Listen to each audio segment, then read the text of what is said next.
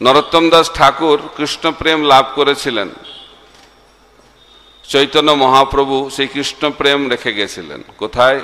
পদ্মা নদীর জলে। এবং বলে গেছিলেন পদ্মা দেবীকে, নরোত্তম এলে এই কৃষ্ণ প্রেমটা দিয়ে দিও। পদ্মা দেবী বলেন, ঠিক আছে, দিয়ে দেওয়া তো কোনো ব্যাপার নাই, কিন্তু কি করে চিনব কে নরোত্তম? তখন মহাপ্রভু বললেন, আমার স্পর্শে তোমার যে অনুভূতি এখন হচ্ছে, সেই ধরনের একই অনুভূতি যখন কারো স্পর্শে হবে, সেই ব্যক্তিটি হচ্ছে নরোত্তম। তো নরোত্তম দাস ঠাকুর কৃষ্ণ প্রেম লাভ করলেন মহাপ্রভুর কৃপায়। এটা শুনে আমরা খুব অনুপ্রাণিত হই এবং জিজ্ঞাসুও হই, মহাপ্রভু নরোত্তমের জন্য কৃষ্ণ প্রেম পদ্মা নদীর জলে রেখে গেলেন। একজন ভক্ত খুব সুন্দরভাবে ব্যাখ্যা করছেন, মহাপ্রভু আমাদের জন্যও কৃষ্ণ প্রেম রেখে গেছেন।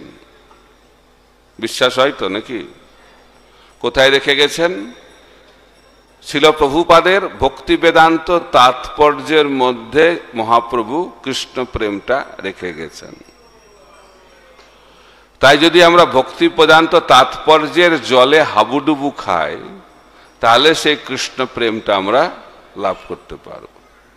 তাই নিয়মিতভাবে আমাদেরকে ভক্তি বেদান্ত তাৎপর্য অধ্যয়ন করতে হবে।